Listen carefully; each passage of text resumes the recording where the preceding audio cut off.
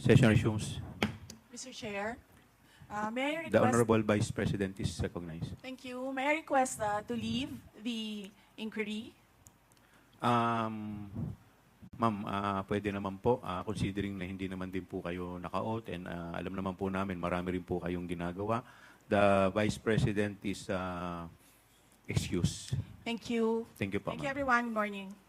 1 minute suspensions declared by the Chair.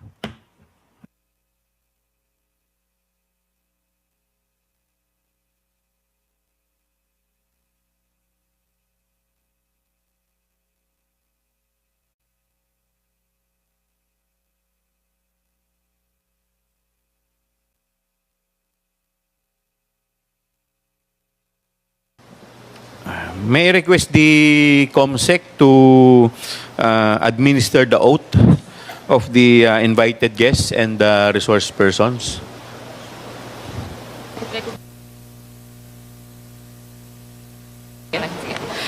Thank you, Your Honor. To all the resource persons invited, kindly stand up and raise your right hand, please. Representatives and resource persons from the Office of the Vice President, COA, and DBM po. Thank you, ma'am. Mr. Chair? Yes, the Honorable Vice When you President. sent a letter to the Office of the Vice President, you attached a copy of the rules Okay. in aid of legislation. Yes po. Yes, sir. Nakalagay po doon na witnesses lang po ang ino-oath. Sabi niyo po ngayon sa amin, resource persons kami. Ang ano po, considered as resource person po. Ang ano po. Kayo po. Kaya nga po. Yes po. Lahat po ino-oath po. Yes. Apo. Nakalagay po sa rules ninyo, witnesses. Nakalagay po dito ngayon sa table, resource persons. Lahat po considered as resource person and witness. Lahat po naman kayo, lahat resource person pa eh. Wala pa naman po tayong tinatawag na, lahat po considered as resource person pa lang po. Right. Opo. Ang nasa rules ninyo, witnesses lang po ang nag-o-oath. Wala po kayong rules sa resource persons.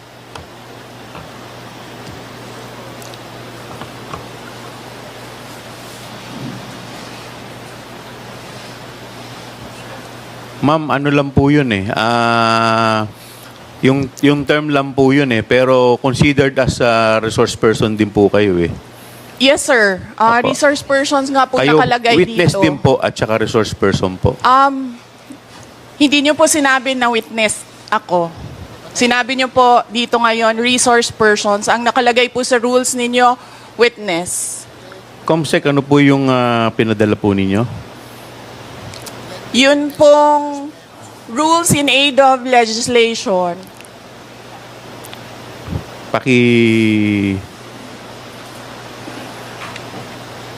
Mr. Chair, point of order. What is the point of order of the Honorable Congressman This issue about Macapagal? witness, resource person, etc., etc. Ma'am, pakilakas lang po, hindi po marinig. Persons and accused has been taken up in previous legislative inquiries in aid of legislation. I want to quote a December 8, 2008 hearing in the Senate, where Senator Miriam Defensor Santiago had an opinion on a similar situation, but she quoted a Supreme Court ruling. So,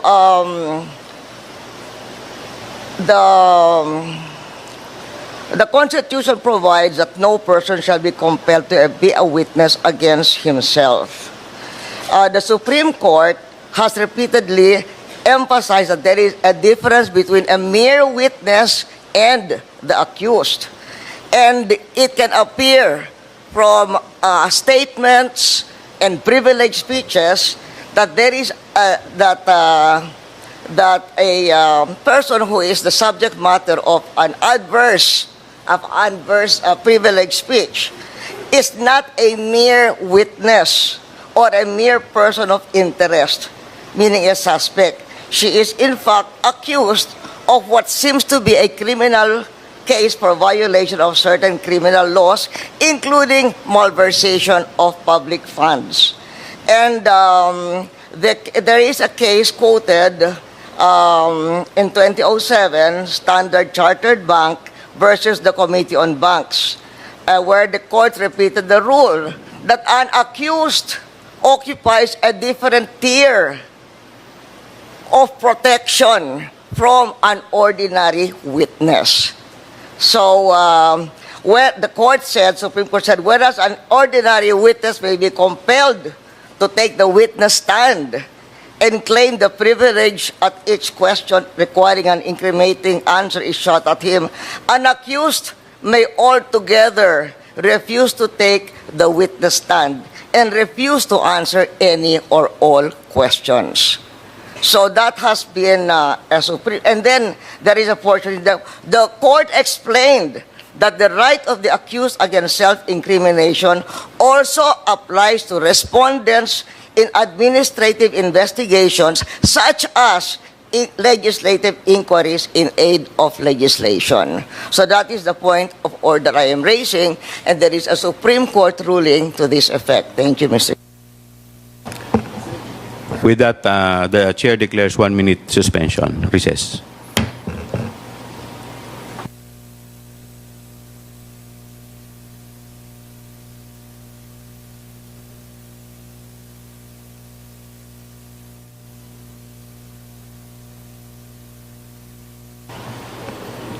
Hearing resumes. Madam Congresswoman Arroyo, may I know if may I be clarified if the tenor of your point of inquiry is referring to the sub judice case or rule? Referring to the sub judice case, but it is saying that when a witness, in fact, is in reality the accused. Ma'am, pakilakas po ng konti. Medyo hindi ko po... What he's saying is that if by the nature, for instance, of the privileged speech, if the witness is not a mere but the person being asked is not a mere witness or a mere person of interest, he is in fact the accused of what seems to be a case including malversation of public funds.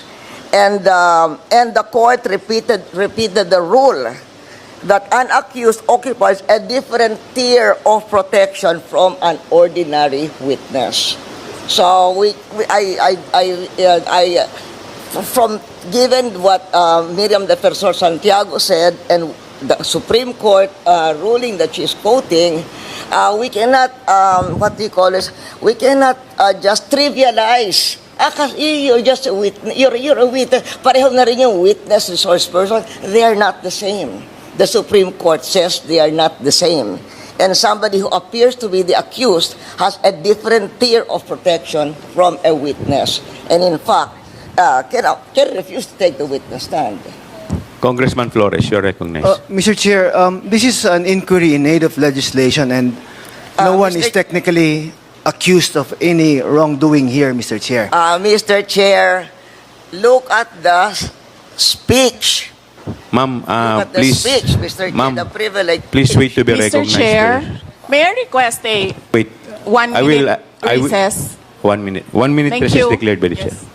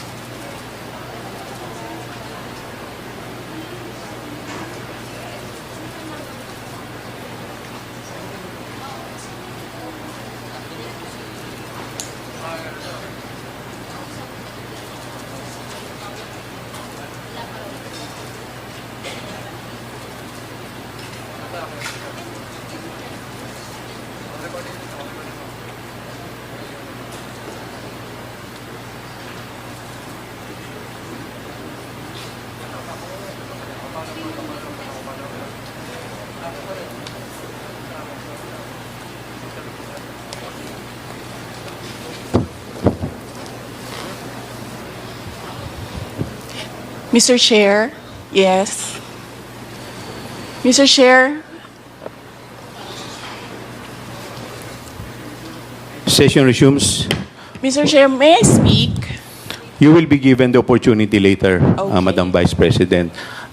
In any event, the point of the Honorable Arroyo is well taken, but we will proceed to the oath taking. If the Vice President refuse to take her oath, we will respect that.